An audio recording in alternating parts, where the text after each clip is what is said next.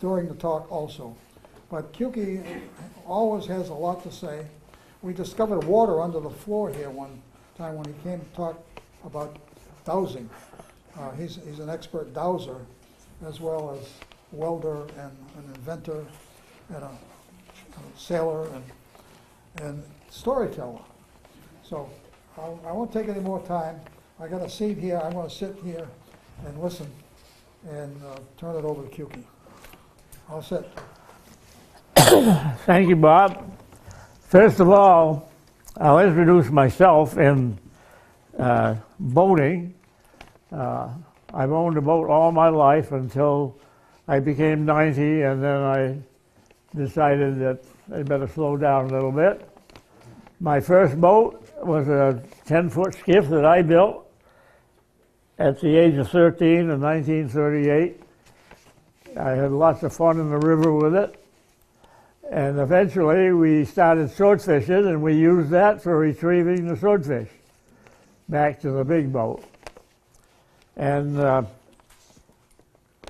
actually I'm a metal worker by trade, and that's really what I've done most of my life as far as making a living. I have a picture here of the last boat. My wife and I bought this when my son was in a sinking boat, and he had to have a job, so we bought this boat, and he went to work for 19 years taking care of it, lobstering.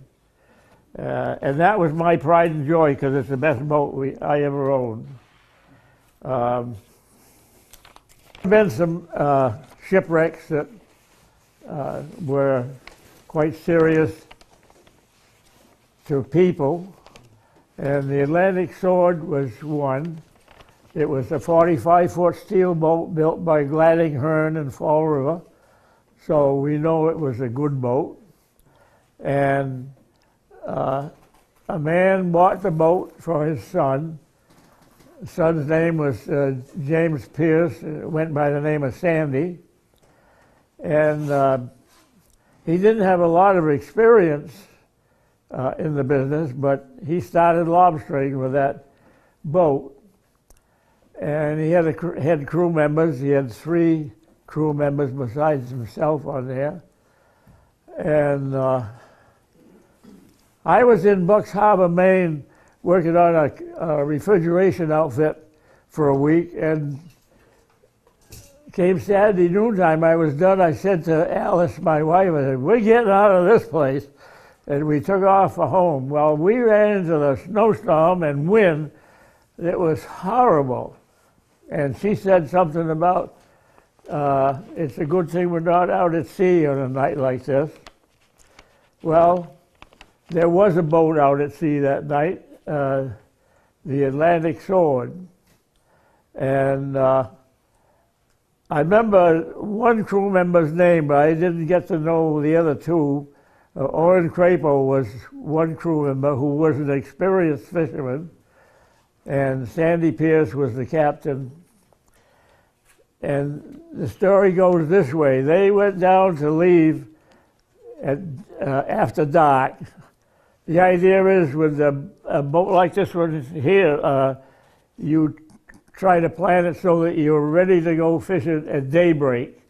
So you leave at 6 o'clock, 8 o'clock, 9 o'clock, whatever it's going to take to get you on the grounds at daybreak. So as I understand it, Sandy and the crew came down and went aboard the boat, and the batteries were dead. They couldn't start the engine. They took the battery out of a pickup truck and put that on the boat. My question was to myself, how come the batteries were dead?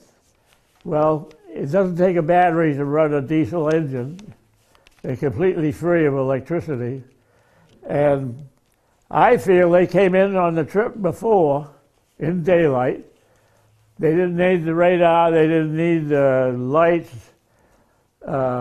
they didn't need any electricity coming home because in the daylight you could see all the things you needed to see to get home. And being young guys, I got a feeling that they didn't ever think of maybe the alternator is not charging the battery. And it seems almost though it had to be that because the batteries were completely dead when they wanted to leave. They put the truck battery in and started the engine and turned on the lights and the radar and the sounding machine and left. Well, I don't know how far they went, but evidently I feel that battery went dead because there's a lot of stuff running on it. And they turned around and started for home. They needed the radar to find their lobster traps. And the next morning, a friend down in Westport, lives at Westport Harbor, saw a man in a plywood box out in the middle of the river, and he was waving. So my friend waved back. He thought it was a duck hunter. Well, finally somebody went out there later and found the captain in the box, frozen to death. And the other 3 crew members, oh, by the way, the captain's face was one great big blue bruise. And I think what happened, they ran into one of the many big rocks along the Westport shore, and I think the captain's head went right into the radar and caused a bruise. And the men down in the forecastle, with a stop as quick as that, probably they went flying forward and slammed their heads into the bulkhead, and I think they were dead before they were underwater. That's strictly my idea now. Don't go telling people I said it's true. But I just don't see how it could happen any other way. So anyway, the whole crew had passed away, so there's no way to find out from them anything about the problems they had. My son and a man from Connecticut went looking for the Atlantic sword. They had a magnetometer which you tow behind the boat, and it shows you every oil barrel, every 5-gallon can. I mean, my son is a diver, and he's diving all in the water, out of the water, in the water, out of the water, because this magnetometer was showing all this stuff laying out there. They never did find the boat. But they found out that somebody else, some scuba diver, wasn't really looking for it, but he saw the boat, and so they know about where it is. But that is really a shipwreck that was bad for Westport. It really hurt a lot of people. When was this? When was it? What's that? When was it? I haven't, it isn't just my eyes, my ears don't hear either. When was the shipwreck? What's that? The shipwreck. When was the... When did it happen? When did it happen? I don't know. I have to compare it to where I was working at the time. Okay, I was working for Prelude Corporation, so it had to be after 62, and it was probably near 70. That was around 62 to 70. What's that? My father owns a meat business in New Bedford, and we used to grub up the crab boats, the Prelude Company. And that Oh, was yeah. around that era, around 62 Yeah. to 70, yeah. Yeah, I was working for Prelude because that's why I was in Maine. Yeah. I was working on their freezer plant up in Bucks Harbor. Yeah, they store the crabs in the freezers, yeah. Okay, so that's about as far as I can go with that story. What's the next thing on one that is, same line? Vineyard, oh, and the same, it said my life in boats. Oh, Next okay, one I've is- already done okay, that. And the next one is Vineyard Lightship. Okay, the Vineyard Sound Lightship. In 1944, I was a member of Coast Guard Reserve, along with many other guys, and our basic order was to I want to keep you on camera. this thing isn't working? Yeah, it's the camera. They want you in. Oh, We don't want to. oh, that's the camera, yeah. Okay, sorry. I was a member of the Coast Guard Reserve, and we had some other guys in Westport that also signed up. And we got orders from the captain of the port in Boston the day before the 44 hurricane, and he ordered us to have at least 4 men in Westport Harbor to help protect the commercial fishing boats. So we went and set up housekeeping on Ted Hebden's porch, which is the last house down in Westport Point. And we helped. There was one boat that belonged to the Navy, and I don't know why they were taking care of it, but the side of it got bashed in, and we did the best we could to save it, which we did. But about 2 o'clock in the morning, in the southwest, there were flares going up into the sky. And none of us knew what it was, except we knew a ship was in trouble. Well, the next day, somebody said to me, you know, Vineyard Sound ship is not on station anymore. I said, oh yeah?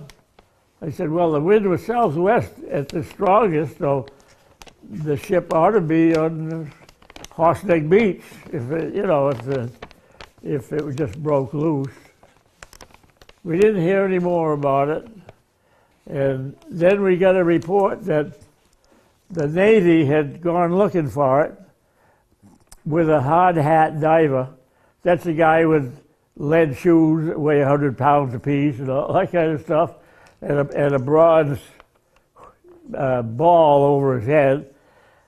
He claims he found the ship, but it showed no signs of why it sank.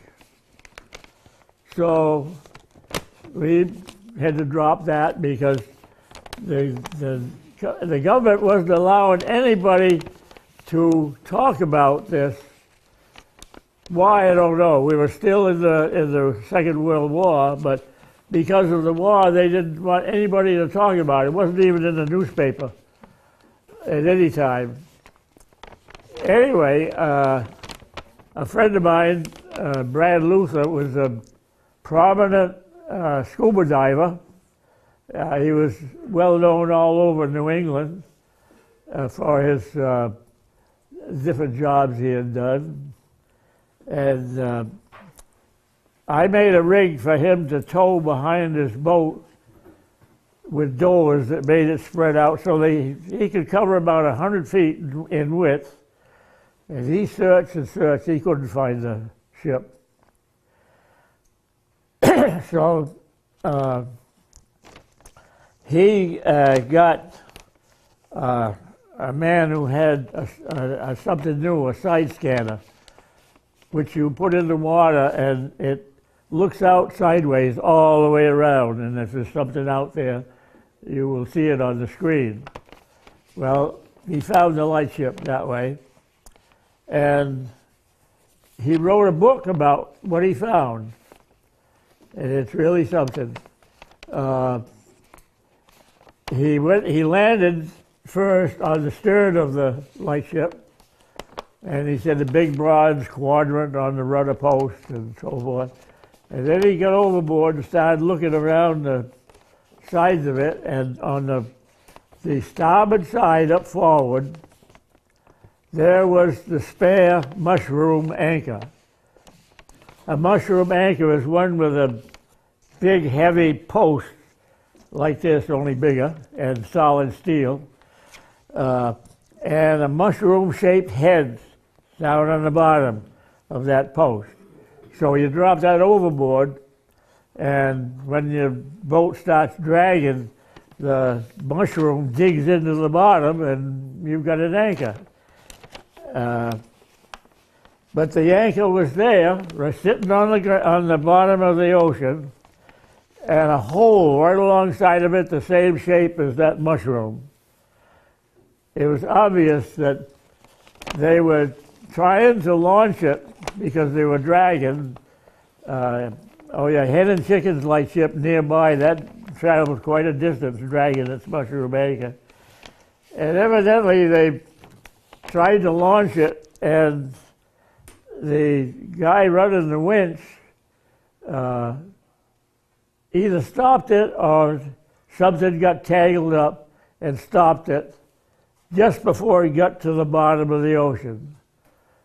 So that ship was moving quite a lot, I imagine, and that mushroom was pounding away at the side of the hull until eventually the hole was in there and they sank.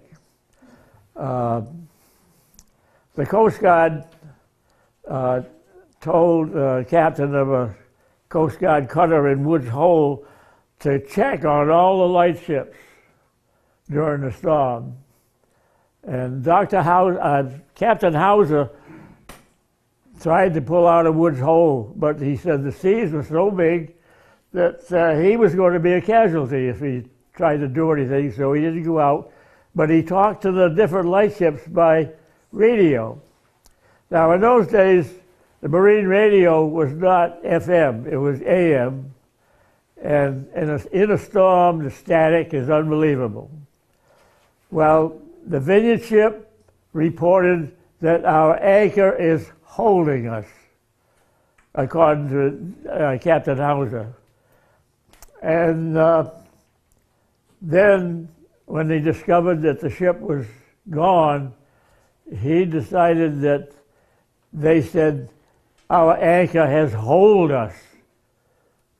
In other words, it punched a hole in the ship before it went down. And every man on the Vineyard ship was lost. One crew member happened to be off duty, and he was in New Bedford, but I think there was 10 other men that went down with the ship. You going to read it to me, Bob? Yeah. Second one. Half Mile Rock. Okay. This is something that I don't quite understand. One day I was going out of the harbor, and there's a good-sized boat right up onto what we call Half Mile Rock. Right up on it. As though somebody had picked it up and set it over there. I'll be darned. So I got a chance, I talked to the harbor master, and he says, yeah, he said, they are from down south. And he said, they just wanted a place to pull into in the middle of the night. Well, I got to thinking, what was the boat from down south doing up here anyway, in the first place? I don't think they had, if you wanted to fish out of New Bedford, you had to have a permit for the area. And I'm just wondering how many pounds of drugs or whatever they carried ashore before they got off the boat.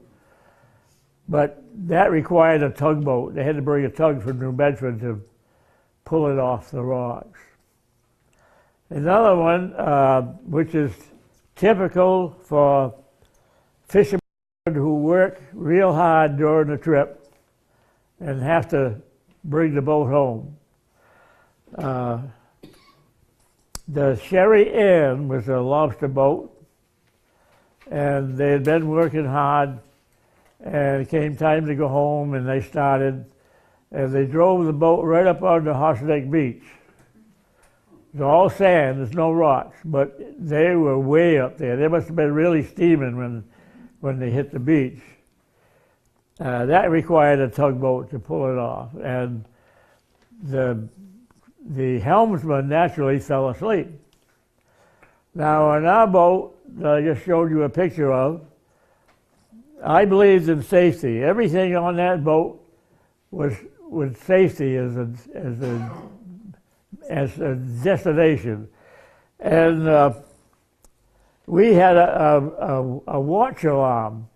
If you didn't push a button within 11 minutes, a big horn down in the galley, down in the forecastle went off. Well, if that ever happens, the guy that's sitting at the steering wheel is going to get thrown overboard, I'm quite sure. I mean, these guys work hard all day. They want to sleep when the time comes. And so we never had a man fall asleep on our boat. My son, who was captain of that boat I just showed you, I don't know, he's here somewhere. Oh, right there. He was coming in from a fishing trip, and I always talk with him when he's getting up towards Buzzards Bay. And so I called him, and I could hear him talking to the Coast Guard. And I thought, is he in trouble? Well, come to find out, he was at No Man's Land Island, and some fishing boat guess the guy had fallen asleep and drove it right up into the rocks. Did they save that boat, Paul? Oh, yeah. Yeah. They went in at high tide and yanked it off. Yeah. So that's another case of, I mean, No Man's Land is not a huge island, and it's easy to go around it, so they had to be asleep. When we bought this boat that I showed you a picture of, the man that owned it had made a fortune with it. But also, lobstering was much better in those days than it has been recently. And we bought the boat, and I could see we had a lot of work to do. There was no stove, no refrigerator, no galley table, no place to sit down except the guy steering the boat had a bar stool to sit on.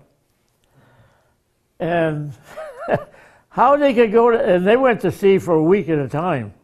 They fished on George's Bay.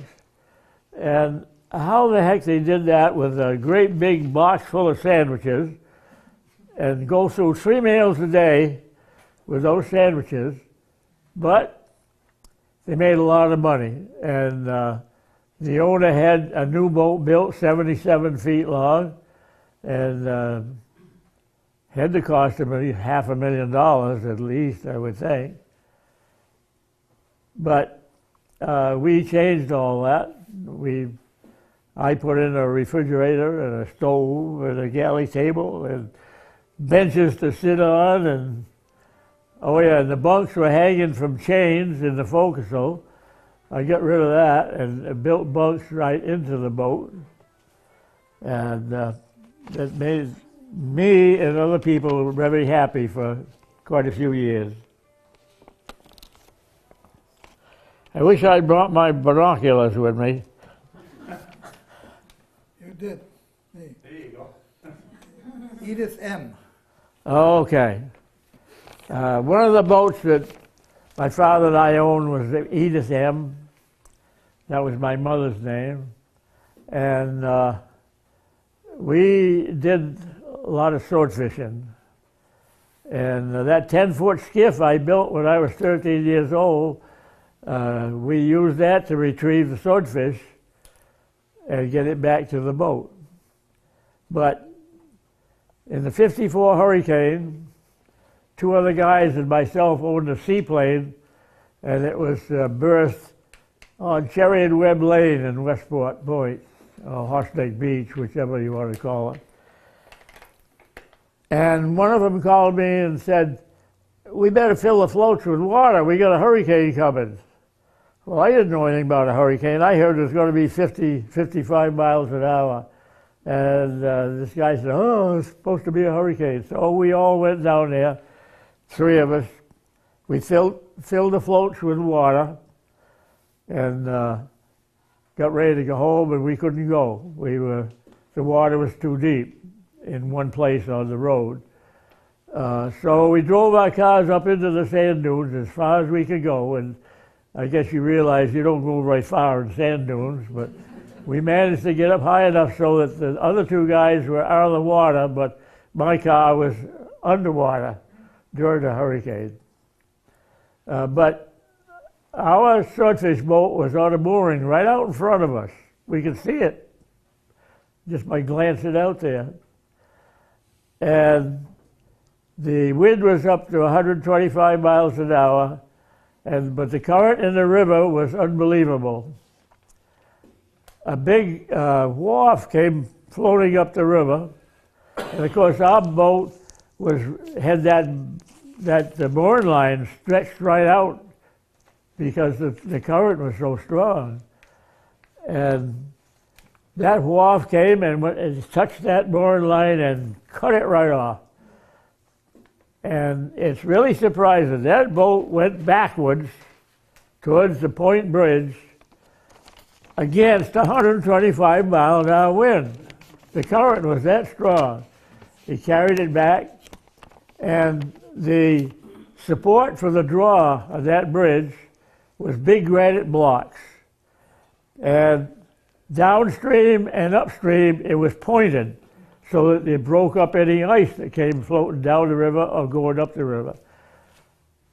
Our boat, the stern of our boat hit that right dead center, and it looked as though the boat just exploded, pieces flying everywhere when it hit that V, sharp point in the stonework. We managed to,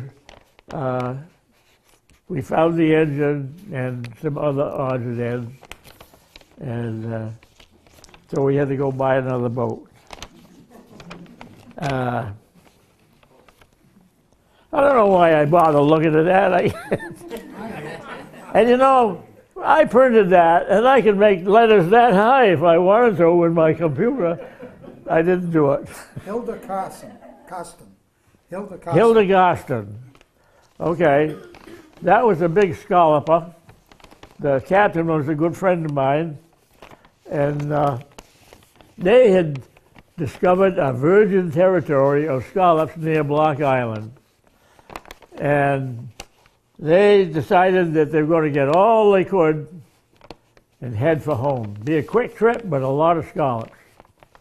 Well, they have to shuck all those scallops, put them in bags, and then pack them in ice. So it means that when the dredge comes up loaded with scallops, everybody's got to work. You got to shuck them all out, and I guess from what Frenchie said, they worked around the clock so they could get as much as they could in just a short period of time. I don't know, they wanted a record or something, I don't know. But anyway, they started for home, which is New Bedford, and from Block Island they would come up towards Cuttyhunk and go up the center of Buzzards Bay until they came to New Bedford. Well, I'm quite sure that, well, there's no question in my mind, the helmsman fell asleep and went up onto the Hen and Chickens Reef off Westport, and it started to sink immediately. So in those days, they didn't have life rafts. They had a dory lashed to the top of the pilot house. So they got the dory overboard, and they got into it and rowed for shore. It was quite a cold night, too, that time.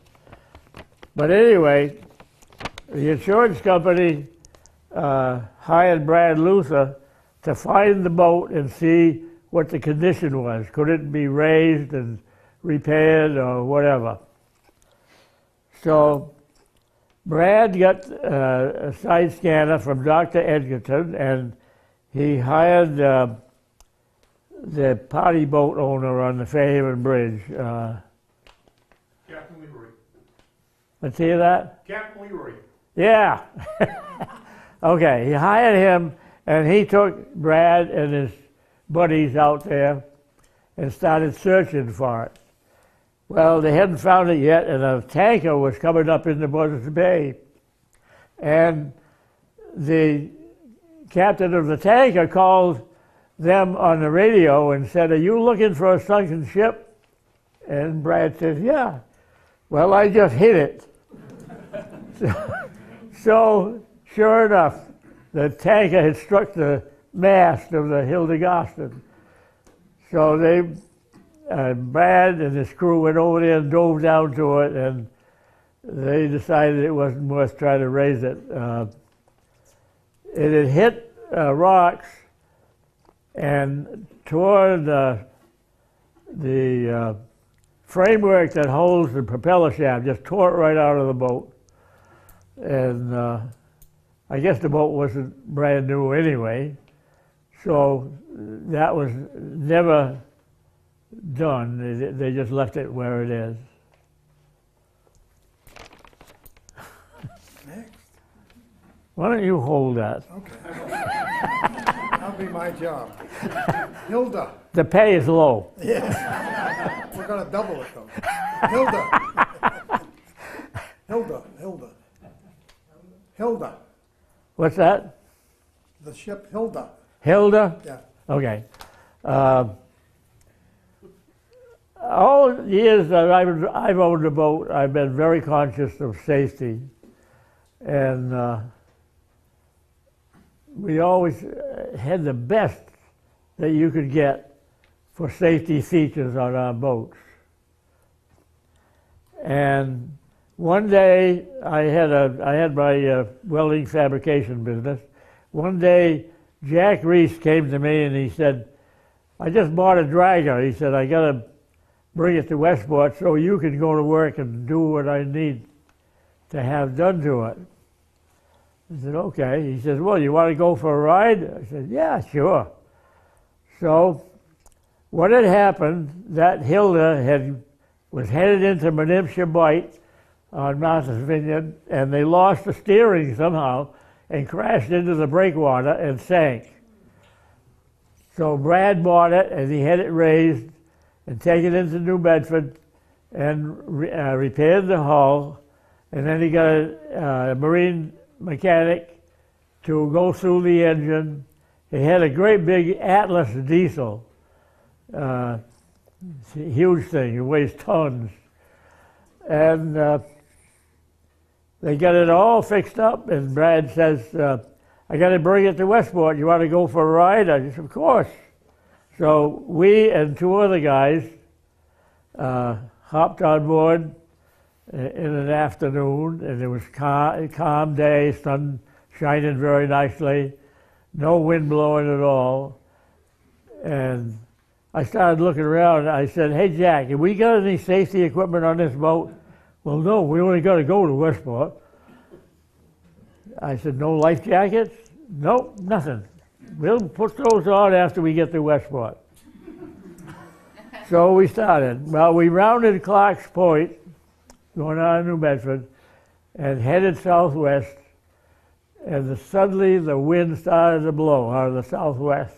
It was hard to believe how come it happened so quick, but all of a sudden we're in 4 or 5 foot seas, and the boat's diving and pitching up and down, and we went very nicely for a ways, and then the engine started to skip. I think it was a 4-cylinder. It started to skip, and then it finally quit. So I and another man rushed down to the engine room, and we pulled the fuel filter out, and sure enough, it was solid with junk. So we heaved it and put a new one in. We did happen to have some on the boat. We got the engine started, and away we went again. Just a short distance, and same thing happened.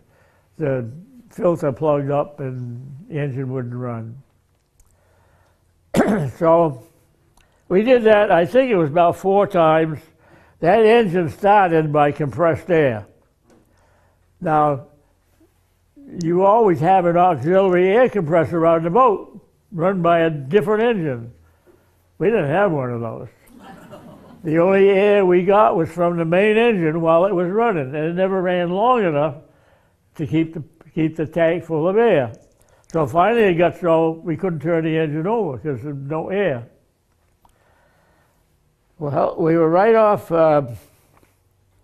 Bonnie's Joy area in Dartmouth at that time, and we're still bounding up and down. And so Jack says, well, we've got 2 big kedge anchors on board and two winches with 600 feet of cable on them. So we hooked up one cable to a kedge anchor and threw it overboard. And it seemed to be holding for a bit, but then all of a sudden we realized that every so often a good-sized sea would come and the anchor would slip. So we put the other anchor over. We had 2 anchors on 600 feet of cable each, and we're still going backwards. Well, we had to get a signal to somebody, so we had came with the boat, one of these old-fashioned Coca-Cola things where you put water and ice in and put your Coke bottles in there and you dispense them out of that. So we put fuel oil in there and ignited it, so we had a beautiful flame coming out of there. Captain Bob Hebden was looking for us. He knew we were supposed to be in Westport at a certain time, and we never showed up. So we went driving along the coastline, and he got over into Dartmouth, and there was the fire on board the Hilda out there. It was dark by then. So he called the Coast Guard at Cuttyhunk and told him exactly where the boat is. And he says, if you get there soon, you'll be able to save it. Well, it was hard to believe, but I think the Coast Guard coxswain running that patrol boat pulled out of Cuttyhunk, went out by the Pig's Reef, and then supposedly headed towards us. And the seas were so big, I bet you he turned around and said, we can't go out there in this kind of weather. Well, that's not a Coast Guard motto, you know. You have to go, but you don't have to come back.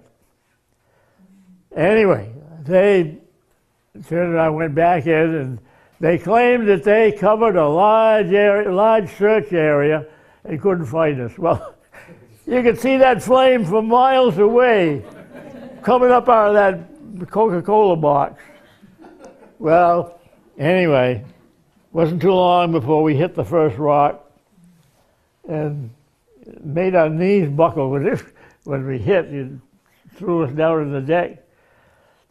And so Jack says, well, we got to get off the boat. Because he said that mast could break loose and come down on somebody. Well, I said, I'm not getting off this boat. When I was a young kid, I got thrown off of a float down at Hicks's Bridge by some other kids my age, and I didn't know how to swim, and I can still see the light above me today that I couldn't get to. I thrashed and I just couldn't get to it. Well, somebody was smart enough, they jumped in and pulled me up to the float, and the guys pulled me onto the float. Well, ever since then, I can't have water above the middle of my chest. If I get any higher than that, I start to go to pieces. And it bothers me because I shouldn't do that. But Alice and I had a place where we went cohogging every other Sunday, and they had a channel that went right alongside of it, and I used to walk down into that to see how far I could go. And like I said, I get the water up to about here, and I just went to pieces. I have to get out. Well, Jack says, yeah, I don't care what you say, you're getting off this boat. Well, Billy Hart was one of the guys with us. He went down in the engine room and came back with a 5-gallon can. He says, wrap your arms around there and said, get off. Okay, I wrapped my arms around it real tight and I jumped off the boat. I was wearing a leather jacket at the time. And I went ashore, riding on top of waves, then down in the hollow, and then on the top of the wave. And finally, my feet touched bottom, and I was able to get ashore. The other guys, they didn't take anything like I did, and they were underwater as much as they were above water. But when my clothes dried, I had a salt line right across just about my shoulder level, where the water never got any higher than that. So anyway, Jack tried to get the Hilda back in the water, and he hired 2 big cranes, biggest I ever saw. They came and they tried to pick it up. They could only pick up the bow. They couldn't lift the stern because the engine was nearer the stern. And so he said he's going to have to think about it, see what to do. Well, meanwhile, a storm came up and drove the boat farther ashore, and it came down, evidently came down a rock, and it broke the keel in 2. So Jack just salvaged what he could. And as far as I know, the bones of the Hilda are still down there in Barney's Joy. What's the next one, Bob? Jenny and Jackie. Oh, yeah. My son was captain of the Jenny and Jackie before we bought our boat, and it was because of him we bought the boat.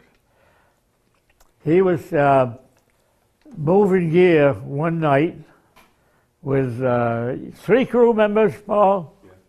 3 crew members. And they had a noise show up in the engine room. Have I got this right? And you went down to check it? No, the engineer went down to check it. And Well, anyway, and it all boils down to one thing: the boat was sinking. And Paul came up on deck, and the guys were throwing the traps over as fast as they could because it was going down by the stern, and all the traps were stacked on top of the hatches that go into the stern. So you couldn't get in there until you got rid of the lobster traps. They tried that, but it wasn't going to work. So they got their survival suits on, and Paul put out a mayday, and everybody jumped off the boat. And when the boat sinks, in this day and age, you got a life raft up on somewhere up high on the boat, and when the boat goes underwater, it has a cord from the boat to the life raft. And when the boat gets to a certain point, it's pulling that cord, and that cord opens a valve, and the life raft blows up, and it's inside of a canister, and that canister flies into 2 pieces, and you got a life raft right there. And then when the boat gets even lower, the cord that's connecting breaks down and releases, so the life raft should be there. Well, there were 4 of them in the water. I think it was 4 that time, and they had no life rafts, but they did have their survival suits on. And for those who don't know, a survival suit is, so to speak, one piece of rubber from your toes right up to the top of your head. You have a little opening for your face, and you even have the flaps to pull over that if you want to. But you can't sink wearing a life. Yeah. Survival suit. Anyway, he had the berry pistol, which fires flares, and he fired it once, and he said the flare went up just a little way, then fell back in the water. which was kind of disgusting because it couldn't be seen very far away. And by luck, a Newport boat was searching for lost gear not too far away. And by searching, they're all on deck looking for the high flyers or whatever it is they're looking for. And they saw the flare go up. So they went right over there and they pulled those guys out of the water and took them into Newport. But that's when Alice said to me, why is Paul running a boat that belongs to somebody else and making a lot of money for the guy when he should be doing it for us? So Paul and I went looking for a boat, and we searched, and we found this one I showed you a picture of. It was a bare boat. Like I told you, it didn't have hardly anything extra on it. And Paul captained that for 19 years, and then he wanted to have more time at home, so he went into inshore lobstering, and the first mate took over the boat. David Grace, he's a good man on a fishing boat. And then 3 years ago, Alice and I sold the boat to David. I don't think he had it a year and he sold it to somebody else, but we charged him $175,000 for the boat. And like I said, he had it about a year and he sold it. He got $220,000 for it. So he did all right. Anyway, that's part of my life that I really love, because being a welder, and by the way, Paul is a good welder too, we really enjoyed having a steel boat that we could do anything we wanted to. What's the next one there, Bob? Yankee 380 EZ. Okay, I won't spend much time on this because I've already done it once. But the Navy in the late 1800s bought a 300-foot freighter and turned it into a cruiser, Navy cruiser. They put torpedo tubes on both sides of the boat, and they had what they called fast-firing guns. Now, that didn't mean anything to me. I don't know. I'm sure it wasn't machine guns because they needed something to carry bullets farther than that. Anyway, it was rigged up, and the first job was fighting the Spanish-American War in Cuba. And it really paid off because these Cubans had small boats, and they came out hoping they're going to attack the Yankee, and the Yankee just blew them out of the water. But it was decommissioned for a couple of years, and then they decided to commission it again and use it for a training ship. So they did. The Navy had men go aboard and learn how to do shipboard work and so forth. They were in Vineyard Sound having torpedo practice. And I have a picture, but I didn't think to bring it. They had a torpedo explode in the tube. And the picture shows a great big brown spot in one area on the side of the ship. And that's where the torpedo exploded. But it came the time to go home. They were going to go to Newport. So it doesn't say how they got by Cutty Hunk, whether west of it. They couldn't go east of it because Kennepenset Channel is a little narrow thing. They had to go through another channel farther east. But I think they went on the west side of Cutty Hunk and took a course for Newport in the thick fog. And all of a sudden, the lookout heard a ship blowing to the western. In other words, the ship was coming up into Buzzards Bay, and it was blowing its horn. So the captain ordered the ship to go in reverse, to get out of the channel until that, whatever it is, freighter or tanker or whatever it got by. So the helmsman put it in reverse, and they backed up a ways to get well out of the channel. By the way, this was a single screw vessel, and when they knew that the ship had cleared them and gone up into Buzzards Bay, captain ordered the helmsman to go ahead, which he did, and he ran it right up onto the Hen and Chickens Reef off Gooseberry Neck, Gooseberry Island, if you like it that way.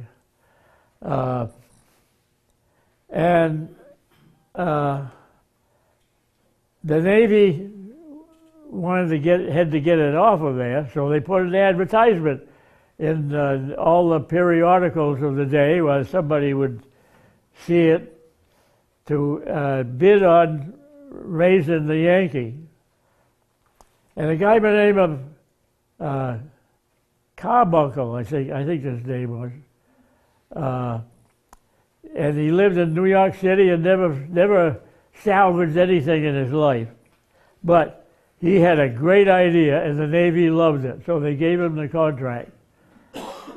Well, what he did, the ship was up on the Hen and Chickens Reef. The stern was in water. The only damage was up around the bow.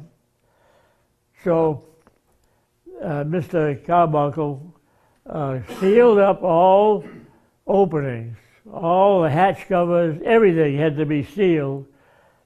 And then he had two big air compressors sitting on the deck, and they started pumping the ship full of air.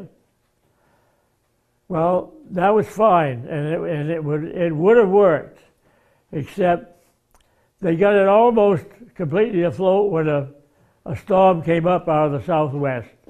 The wind was blowing hard out of the southwest. And that's when they should have shut it off and let the air out and sit back down again. But no. But they decided they wouldn't try to go to Newport. They were going to take it into New Bedford. So they floated it off. They had a tug pulling it. And they went around Colonel Green's and headed for New Bedford. And they broke the tow line once. I think it was because it was so rough. The tug came alongside to pick up another tow line, and the tug slammed against the boat and broke a porthole, which let all the air out, and down she went. And so right now, the Yankee is laying right off Dartmouth in quite deep water. The government blasted the masts off, and anything that stuck up very high, they blasted it off with dynamite.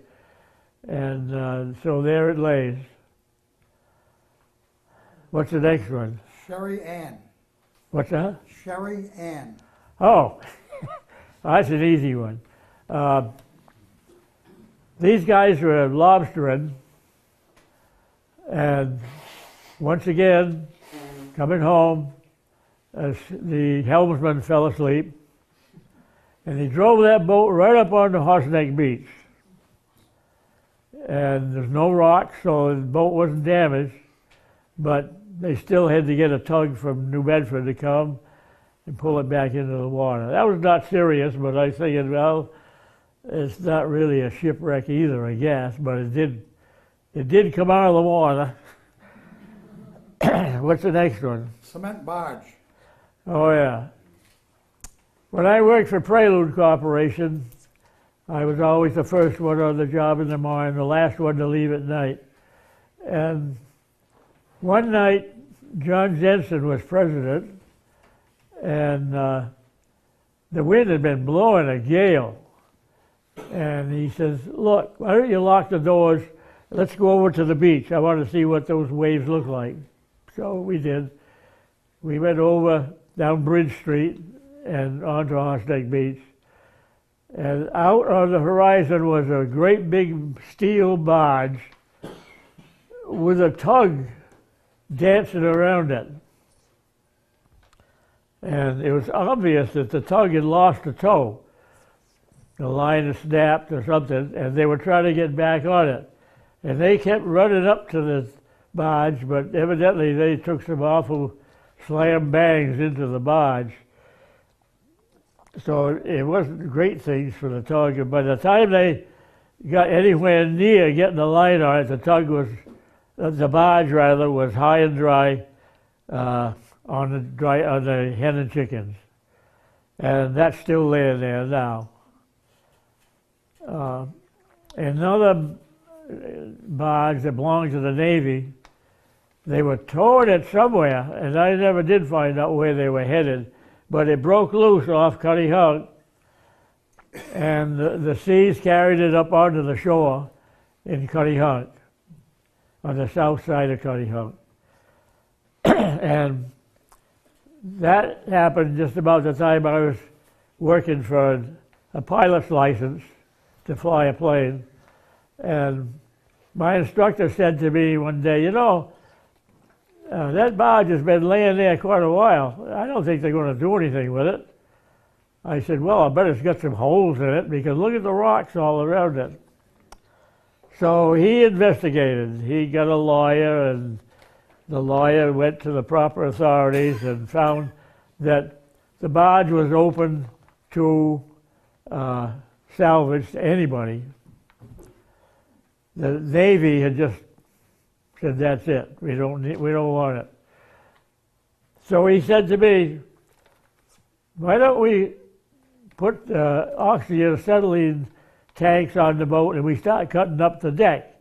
Because the deck is like brand new. It's a quarter of an inch thick and it's good steel. That's a good idea. So we got a four-wheel drive truck and we loaded it onto a local fishing boat and took it to Cutty Hunk.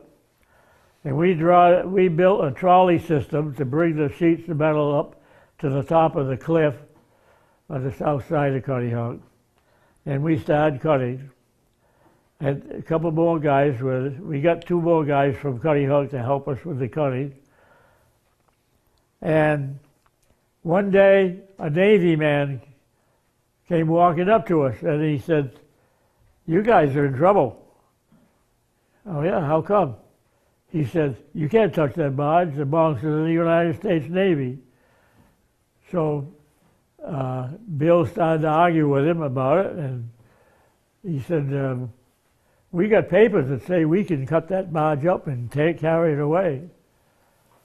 Well, that went on for a few days, and we kept cutting. Finally, the owner of the property, he owned the whole west end of Cutty Hunk, and I knew his name well, but I can't tell you right now. Anyway, he came and he said, sorry guys, but you can't drive across my land anymore to get the steel off that barge. So we loaded up what we could and took off. As far as I know, that barge is well rusted away by now, because that was quite a few years ago that we did that. What's next? That's it.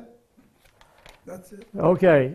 I have to give a report to someone from Buzzards Bay Coalition about the Fisherman's Memorial in Westport Point.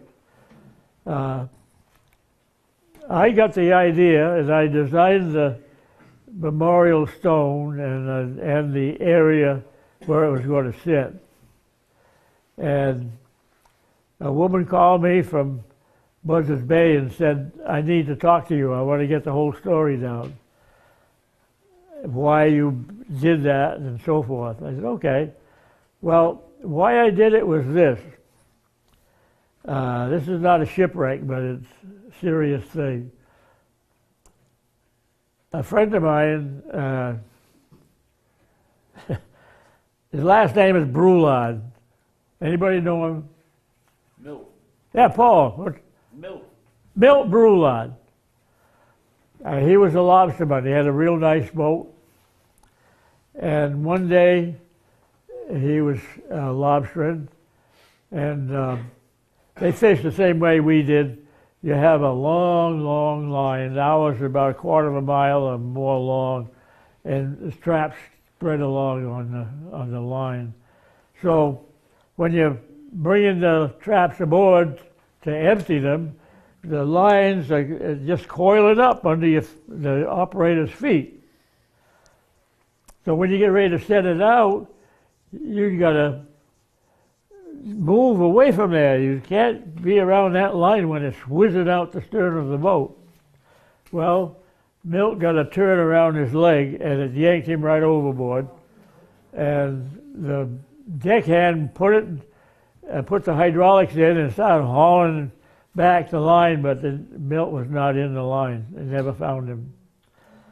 So that's when I thought there ought to be something here representing the fishermen that had been lost at sea out of Westport. And that's what that memorial is all about. I was very lucky. I spoke to a man who was once the head of the highway department in New Bedford. And I said, I need some curbstones to build around this island where the memorial is going to be. No problem, he said. I told him what I needed to make the corners and everything. And one day a truck came from New Bedford and dumped all the stones right there where I was building the thing, and never paid a cent for them. And another man and I, Arnold Tripp, if anybody knows him, he and I put the curbstones in and made the little island where the memorial stone is. But I made a mistake in one thing. I spent 2 or 3 days in the town hall in Westport going over the death list. You have to check and see how each person died. And if he's a fisherman and it says lost at sea, well, there's the name that I need. I got this thing all done and all installed, and we had a celebration one day with hundreds of people down there to celebrate the stone. And then I think it was the next day or the day after, my cousin called me and he said, how come my grandfather's name isn't on that stone? Oh my God, what do I do now? And he drowned in 1927. And so if I put it there now, it's going to be out of sequence. But anyway, I told him I was sorry, but I put this in the newspaper, and I asked anybody if they had any remarks to make to please call me, and you never called me. I was afraid you'd get mad at me if I called you to tell you left the name out. I said, yeah, but I didn't have it on the stone when I put that in the newspaper. Well, anyway, it goes down. The last one is, I don't know, in the 50s, and then he is 27. In fact, somebody's supposed to come from Buzzards Bay to sit down with me. They want to talk about the memorial. Yeah, there's one I thought it was funny. It was funny now, but it wasn't then. We had hundreds of people down there for the grand celebration of accepting the stone. And I said to George Yeoman, if anybody here knows him, I said, George, we need a big wreath to throw overboard. Okay, so he got a big wreath and he showed it to me, and I said, good. I said, the treasurer will pay you for that. Then it came the day to use it. I was standing on another wharf so I could take pictures of everybody while this wreath is being thrown in. The main wharf at Westport Point was covered with people.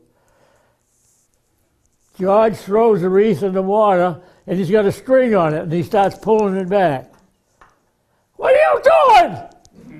Hey, this thing costs money. I can't let this go. Cut the string.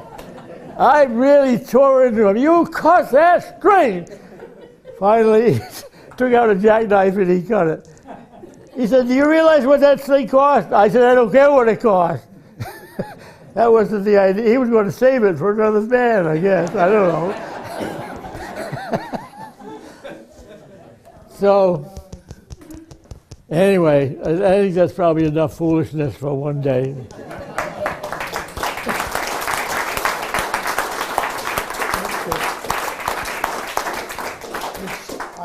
Now you see why it was worth coming. Fantastic guy.